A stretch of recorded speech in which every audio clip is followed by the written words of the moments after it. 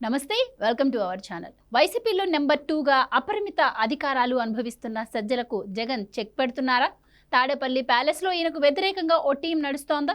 ఆయనను జగన్ టీం నుండి పక్కకు నెట్టడానికి ప్యాలెస్లో స్కెచ్ వేస్తున్నారా?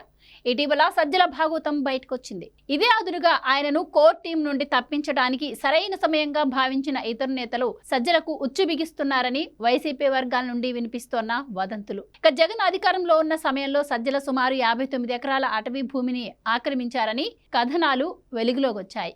దీనిపై తొలి దశ దర్యాప్తులో సజ్జల ఆక్రమించినట్లు నిర్ధారణ జరిగింది. తాజాగా మరో దశ విచారణకు ప్రభుత్వం ఆదేశించింది.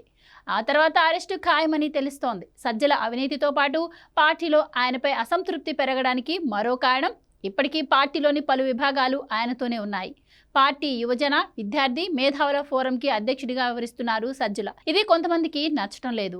బుధవారం తాడేపల్లి ప్యాలెస్ లో పార్టీలోని పలు విభాగాల మీటింగ్ జరిగింది. ఈ సమావేశంలో చంద్రబాబు సర్కార్పై పార్టీ నేతలు దూకుడు పెంచాలని విమర్శలు చేయడంతో పాటు సోషల్ మీడియాలోనూ యాక్టివ్గా వ్యవహరించాలని ఓ పోస్ట్ చేశారు సజ్జల.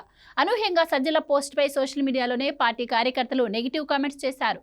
కొందరు ఆయనను ట్రోల్ చేశారు. కొందరు నేతల సూచనలు లేకుండా టార్గెట్ చేయరని, తాడేపల్లి ప్యాలెస్లోని ఓ టీం తనకు వ్యతిరేకంగా కుట్ర పన్నుతున్నారని భావిస్తున్నారట సజ్జల. దీంతో ఆయనకు త్వరలోనే చెక్ పడడం గ్యారంటీ అని చెబుతున్నారు రాజకీయ పరిశీలకులు. వైసీపీ అధికారంలో ఉన్న గత 5 ఏళ్ల సమయంలో దాదాపు అనధికారిక ముఖ్యమంత్రిగా వ్యవహరించారు నాటి ప్రభుత్వ సలహాదారు సజ్జల రామకృష్ణారెడ్డి. షాడో సీఎంగా సజ్జల ఇటు వైసీపీని అటు ప్రభుత్వాన్ని నడిపించారు. మంత్రులను, ఇతర కీలక నేతలను పక్కన పెట్టి ఆయన సకల శాఖ మంత్రిగా వ్యవహరించారు. ఇక నాడు ఆయన అనుభవించిన వైభోగం అంతా ఇంత కాదు. చలాయించిన అధికారం కూడా అసామాన్యం, అసాధారణం. ముఖ్యమంత్రిగా జగన్ ప్యాలెస్కి పరిమితమైతే సజ్జల మాత్రం పవర్ అనుభవించారు. జగన్ ఓటమిలో ఐపాక్ టీంది కొంత భాగం, మిగిలినది సజ్జలది అని చెబుతారు వైసీపీ నేతలు. ఇక వైసీపీ ఓటమికి బాధ్యుడిగా సజ్జల తీసుకోవాలనే డిమాండ్ కూడా ఉంది. పార్టీ క్యాడర్లో సజ్జలపై వ్యతిరేకతకు, ఆయనపై వచ్చిన అవినీతి కుంభకోణం, ఆయన వారసుడు సజ్జల భార్గవరెడ్డి అరాచకాలు గుర్తుకు తెచ్చి మరీ టార్గెట్ చేస్తున్నారు. మరి వీరి ప్రయత్నం ఫలిస్తుందా?